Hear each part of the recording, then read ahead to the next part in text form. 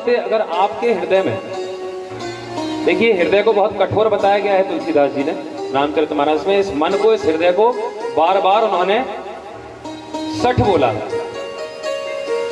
सठ कहा है कि ये बहुत कठोर है, बहुत मूर्ख है, लेकिन कठोर हृदय भी पिघलेगा। भगवान की कथा सुनते सुनते भाव विभोर होकर अगर किसी दिन हमारी आंखों से आंसू आ जाए भगवान के लिए, तो समझ लीजिए ये हृदय हमारा पिघलने लगा है। जैसे किसी बर्तन में बर्फ रखी हो और उसको फ्रिज में से आप निकालें और ऊपर रख दें उस बर्तन को फ्रिज के ऊपर, तो थोड़ी देर बाद आप देखेंगे कि उस बर्तन के चारों ओर पानी की बूंद जमा होने लगी, तो आप समझ जाएंगे कि भैया ये पिघल रही है, बर्फ पिघल रही है ना। ऐसे ही जब ये हृदय वाक् गद्गदात् द्रवते यस्य चित्तम रुदंत वीक्षणम हसति क्वचिच्च विलज्य उद्गायति नृत्यते च मद भक्ति युक्ताम भुवनम पुनाति। भगवान की कथा कहते कहते आपका कंठ द्रवीभूत हो जाए। कई बार आपने अनुभव किया होगा कि आप अपना बहुत ही पसंदीदा भजन गा रहे हैं ठाकुर जी के सामने और गाते गाते ही आपका गला, कंठ अवरुद्ध हो गया, आप रोने लगे, बोले अचानक ये क्या हुआ, हमारे अंदर भाव आ गया।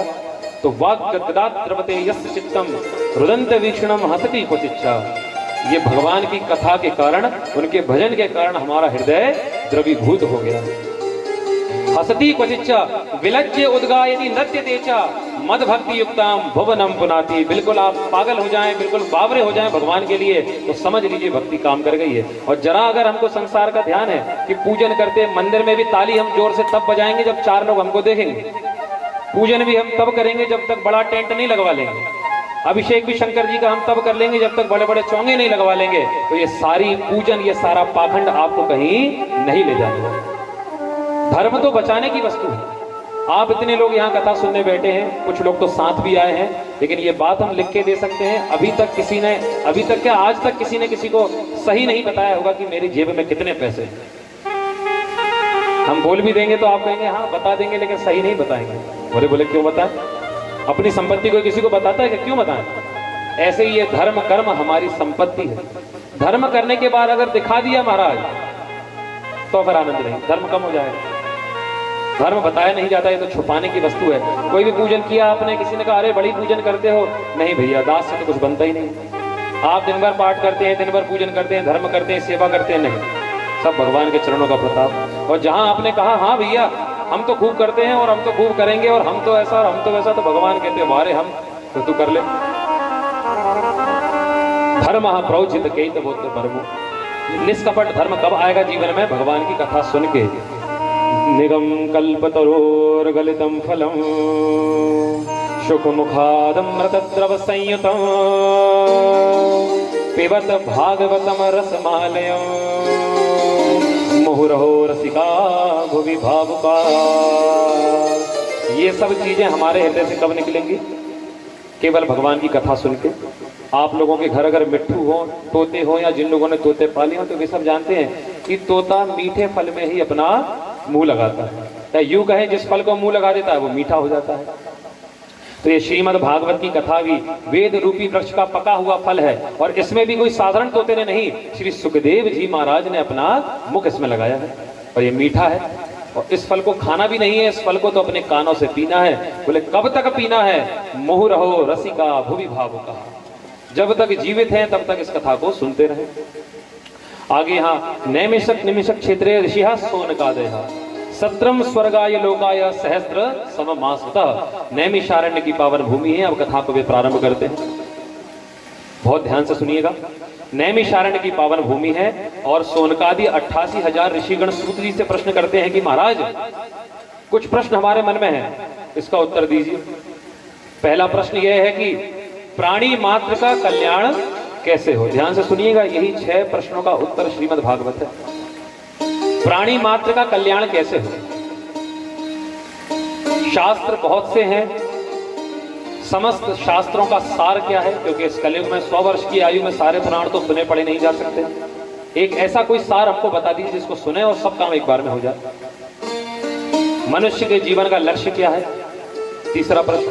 चौथा प्रश्न किया कि भगवान अवतार क्यों ग्रहण करते हैं, भगवान अवतार क्यों लेते हैं, और लेते हैं तो भगवान के अवतार कितने हैं, उनकी संख्या कितनी है।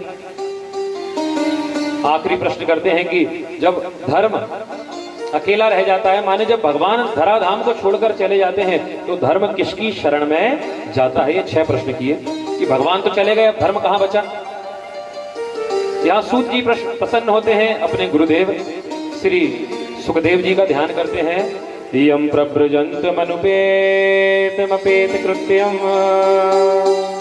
द्वीपायनो विरह कातर आजुहावा पुत्रेति तन्मयतया तरवोभिनेदुस तम सर्वभूत हृदयं मुनिमानतोस्मि। सुखदेव जी कौन है आप सभी जानते हैं, श्रीमद् भागवत के प्रधान वक्ता। एक ऐसा बालक जो 12 साल तक मां के गर्भ में रहा। आज तक कोई भी बच्चा 12 साल तक मां के गर्भ में नहीं रहा। या तो कोई 9 माह से पहले जन्म ले लेता है, अधिक से अधिक 10 साढ़े 10 महीने के बाद बच्चे का जन्म होना ही है। मां को उसको गर्भ से बाहर निकालना ही पड़ेगा। लेकिन ये कैसे हैं? बोले 12 साल तक मां के गर्भ में रहे और जब जन्म लिया तो जन्म लेते ही जैसे आपने देखा है कि मां के भीतर से बच्चे की नाभि में एक डोरी जुड़ी होती है, नाल जिसको कहते हैं, जिससे उसको भोजन मिलता है। वो जन्म लेते ही बाहर निकले 12 वर्ष के बाद और हाथ से ही उसको तोड़ दिया, खुद नहीं। पहले के समय में होता था ना, जब घर में ही बालकों का जन्म होता था, अस्पताल नहीं थे, तो दाई होती थी या जो जन्म कराने वाली होती थी माताएं, वो क्या करती थी, वो उस बच्चे की नाभि से जो डोरी जुड़ी होती है, धागा होता है, उसको तोड़ लेती थी, निकाल लेती थी। आप लोग जानते होंगे जैसे। तो बोले महाराज उसको क्या कहा जाता था? नरा, नरा कहते थे ना। उसको लेकर के वो दाई क्या करती थी, उसी घर के जहां पर जन्म हुआ है बालक का, उसी घर के आंगन में शुभ मुहूर्त में गड़ा देती थी। तो पहले कहावत होती थी ना, बार बार कोई व्यक्ति अगर कहीं जाता है तो बोले तुम्हारे नरा गणे क्या वहां कि तुम बार बार नहीं जाते हो, नरा गणे थे तुम्हारे। तो नरा माने नाल। नालच्छेदन संस्कार भी नहीं हुआ, खुद ही ने तोड़ी नाल, जंगल में भाग गए और वन में भागे। अब बेटा भागा तो माँ तो जा नहीं सकती, बालक को जन्म दिया है, अभी पीड़ा में है, कैसे उठे। माँ तो गर्भावस्था से भी बालक बाहर आया है तो माँ तो कष्ट में है, वो कैसे उठे। तो पिताजी भागे, व्यास जी, सुखदेव जी के पिताजी व्यास जी महाराज भागे। हे पुत्र रुक जाओ, वापस लौट के आओ, वापस लौट के आओ। लेकिन सुखदेव जी कहाँ रुकने वाले, भाग कर जंगल में पहुंच गए। ढूंढ रहे हैं अपने बेटे को। 12 साल के बाद बेटा बाहर निकला गर्भ से और जंगल में भाग गया। हे राम! लेकिन वृक्षों ने उत्तर दिया, जिसको आप अपना पुत्र समझते हैं ना व्यास जी, तम सर्वभूत हृदय मुनिमानतोस्मि। वे साक्षात भगवान श्री कृष्ण ही हैं जो सुखदेव के रूप में आए। देखिए सुखदेव जी के जीवन में कोई गठान नहीं थी, हम सबके जीवन में गठान लगती जा रही है। देखिए सबसे पहले निर्ग्रंथा अप्यु रुक्र में कोई भी गठान नहीं है, चोटी में गठान नहीं, जनेऊ नहीं, मेखला नहीं, निर्वस्त्र है। 12 साल बाद जन्म लिया कि भैया कोई गठान कहीं नहीं बांधे या किसी मुझे बंधन में ना बांधे तो जंगल में चलेगा। आत्मा रामश्च मुनयो, आह कैसा जीवन उनका। वन पहुंच गए, व्यास जी दुखी हुए। व्यास जी को वृक्षों ने बताया कि आपके पुत्र साधारण नहीं, तो साक्षात भगवान है, वो शीघ्र लौटेंगे, आप घर जाइए, आप लौटिए। ऐसे सुखदेव भगवान को सूत जी महाराज प्रणाम करते हैं। बोलिए सुखदेव भगवान की। तो प्रभु जी यहाँ सुखदेव भगवान को प्रणाम किया, इसके पश्चात उत्तर दिया कि आपने जो 6 प्रश्न किए बहुत अच्छे प्रश्न हैं। प्राणी मात्र का कल्याण कैसे हो? तो बोले केवल और केवल भगवान की भक्ति से ही मनुष्य का कल्याण हो सकता है। और भक्ति में भी सर्वश्रेष्ठ है। बोले सवय पुंसाम परो धर्मो यथो भक्ति रथोक्षजे अहेतुक्य प्रतिहताम ययातमासम प्रसीदति। ध्यान से सुन लीजिए, कौन सी भक्ति? जिस भक्ति में भगवान से कुछ नहीं मांगा जाए, जिस भक्ति में भगवान से कुछ नहीं मांगा जाए, केवल भगवान को ही मांगा जाए, वो होती है निष्काम भक्ति। और जिसमें हम भगवान से मांगते रहते हैं तो नासा भक्त सवय वणिक 7वें स्कंद की कथा में आप सुनेंगे। प्रहलाद जी कह रहे हैं जब नरसिंह भगवान ने कहा, इसी महीने की कथा है वो, जब 12 महीने कम पड़ गए थे, हिरण्यकश्यपु ने वरदान मांगा था ब्रह्मा जी से कि मैं 12 महीने में किसी महीने में नहीं मरूं, तो भगवान ने इसलिए पुरुषोत्तम मास बनाया कि मैं अलग महीना बनाऊंगा तुझे मारने के लिए। इसी महीने में दोनों में भगवान नरसिंह में और प्रहलाद जी में संवाद हुआ कि जब प्रहलाद जी से नरसिंह भगवान ने कहा कुछ मांग लो, तो प्रहलाद जी कहे जो भक्त मांग ले वो फिर भक्त थोड़ी रहा। नासा भक्त सवय वणिक, वो तो व्यापारी हो गया, तो बनिया हो गया। किसी चीज के बदले कुछ दे दो भगवान तो फिर भक्त थोड़ी है। अहेतुक्य प्रतिहता, भगवान से कुछ नहीं मांगे। द्वारिका में एक भक्त रहते थे, बड़े ध्यान से सुनिएगा। द्वारिका में एक भक्त रहते तो उस समय की बात है, सतयुग त्रेता द्वापर वाले युग, जब भगवान दर्शन देने आते थे तो भगवान उसको दर्शन देने आए। एक दिन भगवान स्वयं आ गए तो भक्त ने खूब सत्कार किया, आइए भगवान। अरे वाह, द्वारकाधीश प्रसन्न हुए, कितना सुंदर घर तुमने बना रखा है, किसका है? तो उस भक्त ने हाथ जोड़कर सर झुका के निवेदन किया, भगवान आपका ही है। क्या कहा? भगवान आपका ही है। अच्छा, और ये इतना स्वर्ण, इतना धन और इतनी तेरे पास संपत्ति, ये? बोले ये प्रभु ये भी आपकी है। अच्छा, ये भी मेरी है? बोले हाँ। और ये तेरे परिवार वाले, तेरे बच्चे और ये सब सगे संबंधी, प्रभु ये सब भी आपके ही है। अच्छा, सब कुछ पूछा भगवान ने, ये गाय, ये पशु, ये सब चीजें, सुख सुविधाएं, तो जब भी भगवान पूछे तो वो कहे ये सब आपके ही है प्रभु। भगवान उसके भगवान के कमरे में गए और भगवान ने अपनी खुद की मूर्ति को देखकर, लड्डू गोपाल की मूर्ति को देखकर पूछा, अच्छा भक्तराज ये? बोले भगवान बस यही मेरे हैं। बोले भगवान बस यही मेरे हैं। अहे तो के प्रति हता, कष्ट किसके जीवन में नहीं है? देखिए आपको बताएं, सबसे ज्यादा अगर कष्ट वाली कोई योनि है तो केवल मनुष्य योनि। अन्य जीवों को इतना कष्ट नहीं है, इतनी चिंता नहीं जितनी मनुष्य को है। लेकिन इसमें हमको स्वअवसर मिल गया है। आहार निद्रा भय मेथुनंचा सामान्य मेतत् पशु भिन्न नारायण धर्मो ही तेषाम अधिको विशेषो धर्मे ही ना पशु भी समान। हम भी खाना खाते हैं, जीव जंतु भी खाना खाते हैं, जानवर भी खा रहे हैं, कुत्ता भी रोटी खा रहे हैं, वो भी सो रहे हैं, हम भी सो रहे हैं, वो भी बच्चे पैदा कर ले रहे हैं, हम भी कर ले रहे हैं, तो फिर अंतर क्या है जानवरों हम में? बोले धर्मो ही तेषाम अधिको विशेषो, केवल हम ही धर्म कर सकते हैं, कोई जीव जंतु जानवर धर्म नहीं कर पाते। यही चीज हमको मनुष्य बनाती है, हमको यही चीज मनुष्य बनाती है, यही अलग करती है। अहेतुक के प्रति हता, भक्ति निष्काम भक्ति कीजिए। कोई भी भक्ति आप करते हैं, गाय को रोटी खिला रहे हैं महाराज लेकिन 10 लोगों को दिखाने के लिए, तो समझ लीजिए ये उस धर्म का फल नहीं मिलेगा। भगवान की भक्ति कर रहे हैं आप, रोज पूजन करते हैं और आप पूजन कर रहे हैं 2 घंटे बज रहा है, ध्यान से सुनिएगा, और जैसे ही मोबाइल फोन बज रहा है, बार बार देख रहे हैं, पूजन भी कर रहे हैं, मोबाइल में भी ध्यान है, और जैसे ही पूजन पूरा हुआ, हमने आरती रखी, जल छोड़ा और नेत्रों से लगाया, फोन उठाया तो पूछा किसी ने, भैया क्या कर रहे थे? अरे अभी पूजन से निपटे महाराज। हमारे शब्द क्या होते हैं? अब भी पूजन से निपटे, अब भी फुर्सत हुए। भैया निपटना, फुर्सत होना ये पूजन से नहीं हुआ जाता। हम अभी निवृत्त हुए, बस पूजन का सेवा कार्य कर रहे थे। पूजन करते करते अगर आपके मन में किसी दिन ये भाव आ जाए कि आज तो बिल्कुल मन प्रसन्न हो गया और आज तो मैंने बहुत मन से पूजन करा, मन बिल्कुल संतुष्ट हो गया, मतलब आपने पूजन ठीक से नहीं किया। अरे पूजन करने के बाद ये लगे यार अभी भी कोई कमी लग रही है, पत्रम पुष्पम फलम तोयम, सब कुछ के बाद भी मन में कुछ कमी लग रही है, कुछ तो अल्प रह गया है, तो समझ लीजिए भगवान आपसे अभी और भक्ति कराना चाह रहे हैं। बारु मथे घृत हो ये बरु, बारु मथे घृत हो ये बरु, सिकता से बरुते, बिनु हरि भजन न भवतरिया, यह सिद्धांत अपे। बिना हरि भजन के भव से पार हो जाओगे, ऐसी कोई भी दवाई, ऐसी कोई भी औषधि, ऐसा कोई भी साधन नहीं। अभी हम आपको अभी की घटना बताएं, कोरोना काल की, व्यासपीठ से सुना रहे हैं। हमारे एक यजमान है पुणे के, महाराष्ट्र के, ध्यान से सुनिएगा। 70 वर्ष उनकी अवस्था थी, कोरोना उनको एक बार हुआ, वो ठीक हुए, दूसरी बार उनको कोरोना हुआ, गंभीर हो गया। उस समय फोन आया कि महाराज जी स्थिति गंभीर है, पिताजी बस केवल अब सुन पा रहे हैं, और जीवन भर उन्होंने सेवा पूजन ठीक किया था, अच्छे वैष्णव थे। दीक्षा तो हम किसी को दिए नहीं तक, लेकिन वो हमको गुरु भाव से 6-7 वर्षों से परिचित है, तो जानते थे।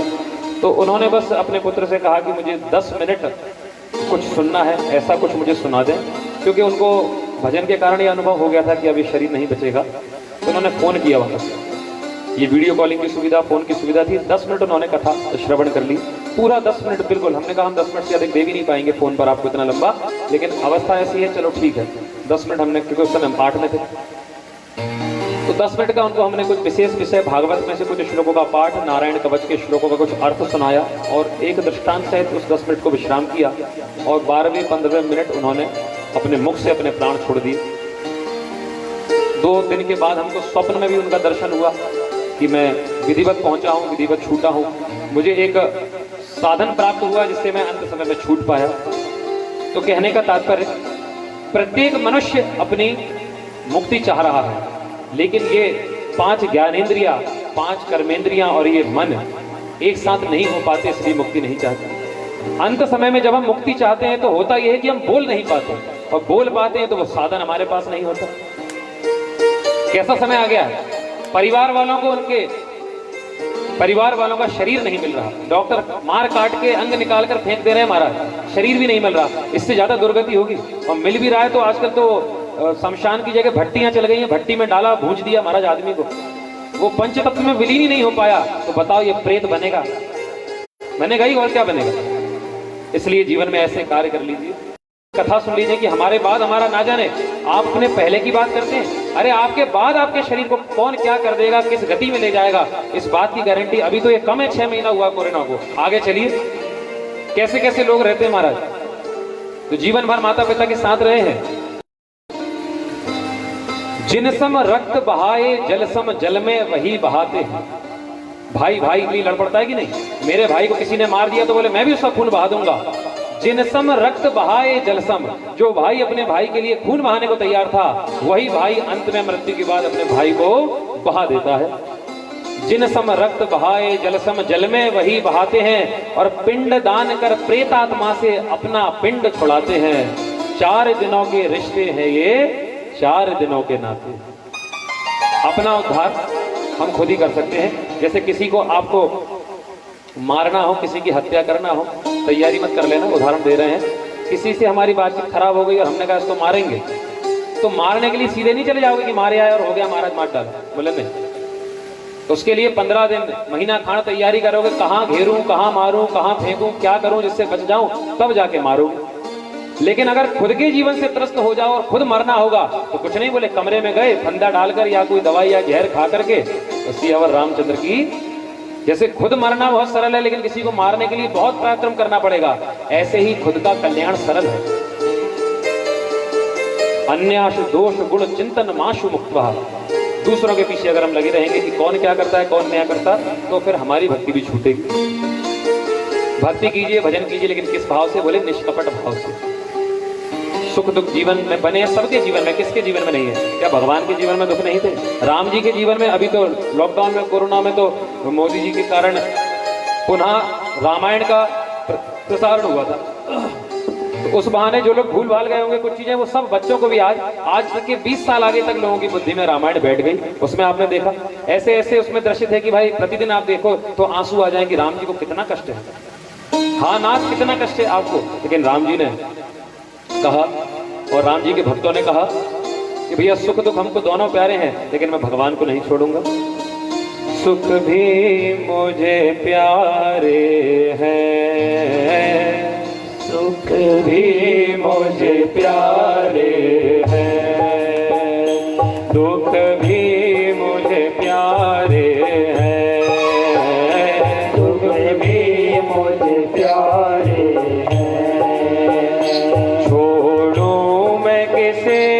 भगवन,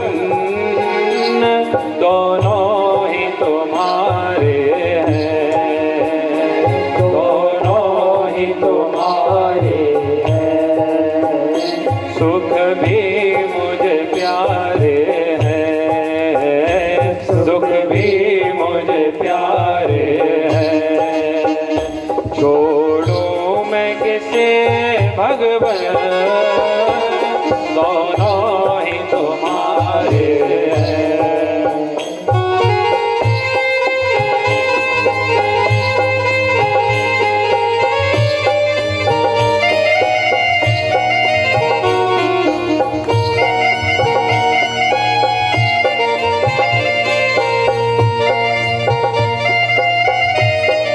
बोलिए भक्त वत्सल भगवान की।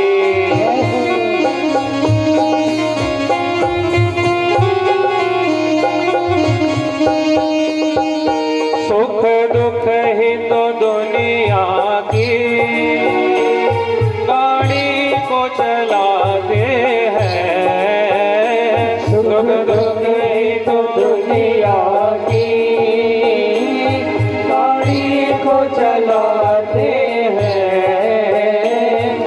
दुख ही तो दुनिया की गाड़ी को चलाते हैं। सुख दुख ही तो दुनिया की गाड़ी को चलाते हैं। संसार की नदियों के, संसार की नदियों के दोनों ही किनारे हैं। संसार की नदियों के दोनों ही किनारे हैं।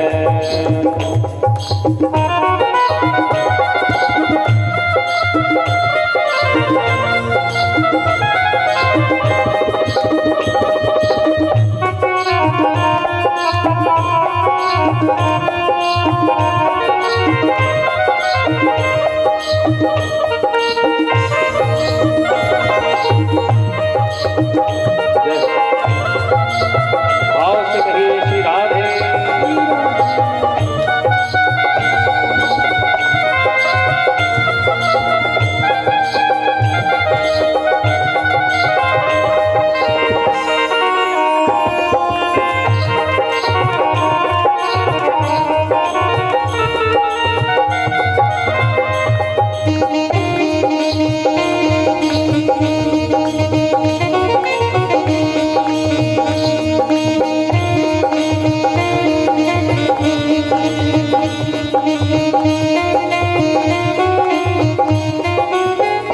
सुख भी मुझे प्यारे हैं, सुख भी मुझे प्यारे हैं, दुख भी मुझे प्यारे हैं, दुख भी मुझे प्यारे हैं। छोड़ो मैं किसे भगवान, दोनों ही तुम्हारे हैं, दोनों ही तुम्हारे हैं। सुख भी मुझे प्यारे हैं, सुख भी मुझे प्यारे हैं। छोड़ो मैं किसे भगवान, दोनों ही तुम्हारे हैं, दोनों ही तुम्हारे हैं, तुम्हारे हैं। दोनों ही तुम्हारे हैं, दोनों ही तुम्हारे हैं, दोनों ही तुम्हारे। बोलिए भक्त वत्सल भगवान की जय। अच्छे से बोलो भैया, भक्त वत्सल भगवान की धक्का परेड वाली गाड़ी है। तो महाराज यहाँ पर प्राणी मात्र का कल्याण कैसे हो, अहेतु के प्रति हताम यजात्मासम प्रसीदति। भगवान की भक्ति ही मनुष्य का कल्याण करेगी। आगे उन्होंने प्रश्न किया था कि भगवान अवतार क्यों लेते। तो देखिए भगवान के अवतार लेने का कारण यह है, जब जब होए धर्म के हानि बाण ही असुर अधम अभिमानी। या गीता जी में से ले लें, धर्म संस्थापनार्थाय संभवामि युगे युगे। वे भगवान हर युग में अवतार लेते हैं, किसके लिए? बोले धर्म की स्थापना के लिए। भगवान कितने अवतार लेते हैं? तो देखिए किसी पुराण में 10 अवतार हैं, किसी पुराण में 16 अवतार हैं, किसी में 22 हैं, किसी में 20 हैं, लेकिन भागवत जी के अनुसार भगवान के 24 अवतार हुए हैं। अधिक कुछ नहीं करें, छोटा सा आपको हम व्रत या उपाय समझ लें, या फिर बता रहे हैं पूजन। भगवान के 24 अवतारों का नाम आप सुबह उठने के बाद रात को सोने से पहले लें। बस 24 अवतारों का नाम का स्मरण कीजिए। कठिन पड़ता हो भाई तो छप्पे भी भक्तमाल ग्रंथ में है, उसका कथा में, हम हर कथा में आखिरी दिन उसके पर्चे भी बंटवाते हैं। 4 लाइनों में भगवान के 24 अवतारों का वर्णन है। अभी सुन लीजिए। ये कथा लाइव भी हो रही है, तो आप सभी लोग व्हाट्सएप चलाते हैं, फेसबुक, सोशल मीडिया पे सभी एक्टिव हैं आजकल, तो दोबारा इसको सुन करके वहां से, और नहीं तो हमारे यूट्यूब चैनल पे भी डला हुआ है ये कि 24 अवतारों का स्मरण कैसे करना है भगवान का 1 मिनट में। प्रतिदिन जो मनुष्य भगवान के 24 अवतारों का स्मरण दिन में एक ही बार कर लेता है, तो इन संपूर्ण जितने पूजन, जितने व्रत, जितने दान, जितने तप, जितने नियम पुराणों में बताए गए हैं, सबका फल उसको स्वतः ही मिल जाता है। फिर वो भले ही कैसे याद नहीं है। भगवान के जो 24 अवतार बताए गए हैं उनका वर्णन भक्तमाल ग्रंथ में इस प्रकार आया है कि जय जय मीन वराह कमठ नर हरि बलि वामन, परशुराम रघुवीर कृष्ण कीरत जग पावन, बुद्ध कलक्की व्यास प्रथु हरिहंस मरवंतर, यज्ञ ऋषभ हयग्रीव धरो वरदेन धनवंतर, बद्री पति दत्त कपिल देव सनकादिक करुणा करो, और 24 रूप लीला रुचिर श्री अग्रदास और पद धरो। जैसे हनुमान चालीसा में चौपाइयां कैसे सरल है, ऐसा ये बहुत सरल है। आप एक सप्ताह पढ़ेंगे इसको, एक सप्ताह आप इसको पढ़ेंगे और इसका एक अनुष्ठान भी सुन लीजिए। जो मनुष्य 40 दिनों तक 41 दिन मान लीजिए, 41 दिनों तक प्रतिदिन इसका 300 बार पाठ करता है। कितनी बार? एक बार पढ़ने में 1 मिनट भी नहीं लगेगा। 1 मिनट तो हमने बहुत बोल दिया। जय जय मीन वराह कमट नर हरि बलि वामन, परशुराम रघुवीर कृष्ण कीरत जग पावन, बुद्ध कलक्की व्यास प्रथु हरिहंस मनवंतर, यज्ञ ऋषभ हयग्रीव धरो वरदेन धनवंतर, बद्री पति दत्त कपिल देव सनकादिक करुणा करो, 24 रूप लीला रुचिर श्री अग्रदास और पद धरो। 30 सेकंड में हो गया, है कि नहीं? तो आप 1 मिनट में भी लें। 300 पाठ अगर 41 दिन तक मनुष्य करे तो कितनी बड़ी ही विपत्ति जीवन में हो, कितना ही बड़ा समाधान आपको जीवन में चाहिए हो, केवल 41 दिनों के इसके अनुष्ठान से आप प्राप्त कर सकते हैं। बस भगवान के सामने बैठे, 2 घंटा समय मिल गया, फिर 2 घंटा मिल गया, फिर 2 घंटा मिल गया, तो करने के ऊपर है। बाबा रामदेव भी कहते हैं ना, करने से होगा। योग बाबा ने टीवी में आड़े जड़े होकर बता दिए, लेकिन हम देख ही रह गए तो बोला फायदा ही नहीं हुआ। जब तक हाथ पैर घुमाओगे नहीं तब तक नहीं होगा ना। तो ऐसे ही है कि ये पाठ करने से ही लाभ होगा। 24 भगवान के अवतार हैं, 22 भागवत में दिए हुए हैं। हंस और हयग्रीव, इनका वर्णन भी सूत जी ने किया। ये भगवान के 24 अवतार। आगे उन्होंने प्रश्न किया, भगवान ने 24 अवतार हुए, किस युग में श्रीमद् भागवत की रचना हुई? भागवत किस युग में प्रकट हुई, किस कारण से प्रकट हुई, ये बताइए। तो श्रवण कर लीजिए। चूंकि कल की कथा हमने जल्दी भी छोड़ दी थी, 1 घंटा 35 मिनट कथा की थी, है ना जी। तो हमने कल कुछ कहा नहीं था कि आप लोग बिल्कुल जा सकते हैं, लेकिन आज 20-25 मिनट कथा ज्यादा चलेगी। पुरुषोत्तम मास है। सत्यनारायण की कथा में आप लोगों ने सभी ने सुना है कि लीलावती कलावती में से प्रसाद छोड़ के गई थी, तो फिर आप जानते हैं। तो प्रसाद लेने के पश्चात ही जाएंगे। सो आज की कथा प्रथम स्कंद शुरू किया तो विश्राम करेंगे। तो सुनिए, इसमें आगे वर्णन आता है। यहाँ पर वे 24 अवतारों का वर्णन करते हैं। आगे बताते हैं कि द्वापरे समनुप्राप्ते तृतीय युग पर्यये, तीसरे युग में सरस्वती नदी के तट पर व्यास जी, वेद व्यास जी बैठे थे, और एक बार बैठे बैठे वो चिंता कर रहे थे। जिन्होंने 17 पुराणों की रचना कर दी, वे वेद व्यास जी चिंतित थे। नारद जी उनके पास पहुंचे, दोनों ने एक दूसरे को प्रणाम किया। नारद जी ने व्यास जी से प्रश्न किया, ध्यान से सुनिएगा। नारद जी ने प्रश्न किया कि महाराज व्यास जी, आपने इतने पुराणों की, वेदों की रचना की है, लेकिन अभी भी आप खिन्न मना है, दुखी हैं, इसका कारण? बोले, इसका कारण यह है कि मेरे मन में संतोष नहीं है। ये सब मैंने लिख तो दिया है, लेकिन पता नहीं मेरे मन में ऐसा भाव क्यों नहीं आ रहा कि मैंने अपना कार्य विधिवत किया। अच्छा बताइए, आपने क्या क्या लिखा? नारद जी ने पूछा तो व्यास जी ने बताया, ये पद्म पुराण, ये स्कंद पुराण, ये विष्णु पुराण, सारे पुराण उन्होंने दिखाए।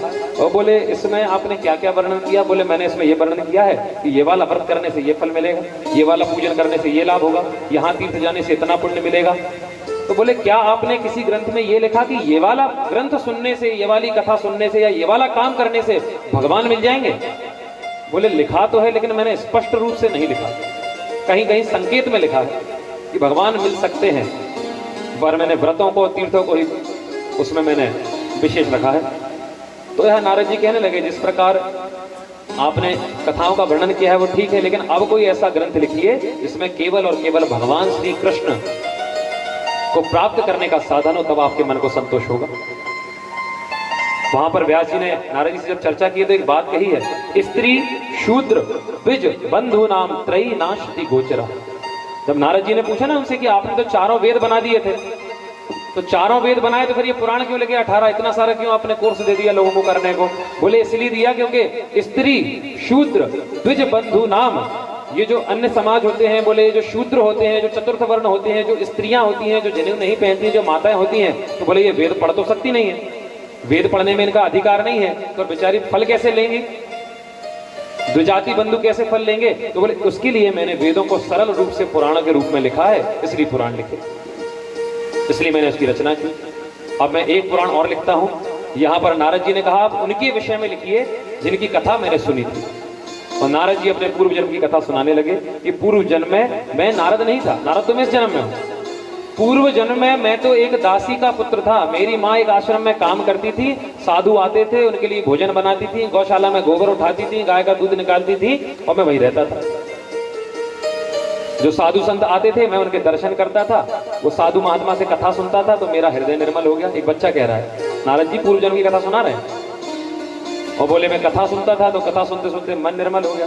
साधु महात्मा जब जो अपना प्रसाद पत्तल में छोड़ देते थे तो उनकी आज्ञा से मैं उनके जूठन प्रसाद को खा लेता था, और जो चंदन उनकी कटोरी में बचता था उस चंदन को मैं लगा लेता था।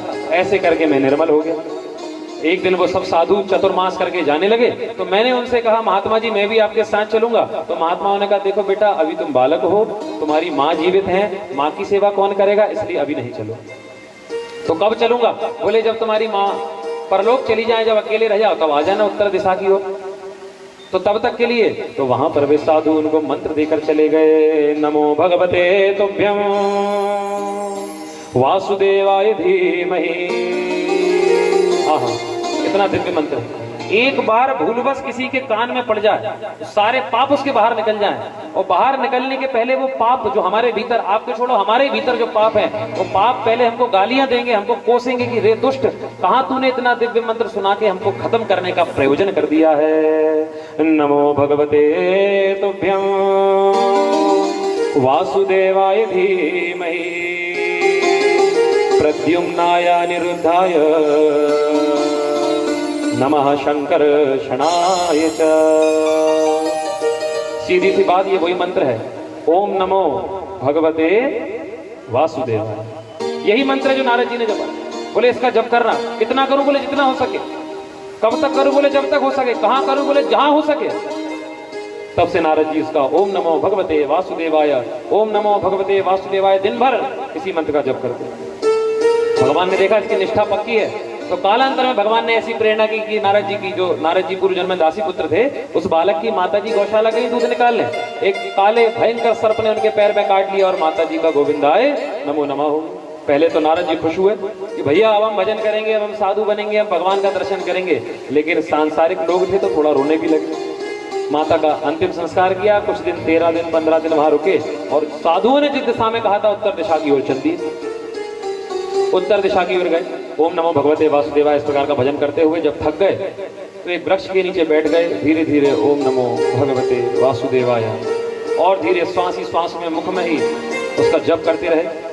और जैसे ही आंख बंद करके जप कर रहे थे तो भगवान नारायण ने, उन वासुदेव भगवान ने नारद जी को उनके ध्यान में दर्शन दे दिया। बोलिए भक्त वत्सल भगवान की। दर्शन दिया है नारद जी ने। जैसे दर्शन किया प्रसन्न हुए, भगवान अंतर्धान हो गए, नारद जी के नेत्र खुल गए। और नेत्र खुले तो नारद जी इस प्रकार फड़फड़ाने लगे जैसे कोई मणिधर सांप से उसकी मणि छुड़ा ली जाए तो वो कैसे तड़पेगा, ऐसे नारद जी तड़पने लगे। फिर ध्यान किया, आंखें बंद की, ओम नमो भगवते वासुदेवाय। लेकिन अब भगवान का दर्शन नहीं हुआ। नारद जी फूट फूट कर रोने लगे, हे प्रभु मेरे प्राण निकल जाएंगे, दर्शन दीजिए। तो आकाशवाणी होती है, रे बालक अभी पक्व कषाणाया दुर्दर्शो हम कुयोगिना। रे बालक चिंता मत कर, अभी तू कच्चा साधक है। खूब साधना कर, खूब भजन कर। इस जन्म में तू भजन करेगा तो अगले जन्म में हम तुझे अपना निज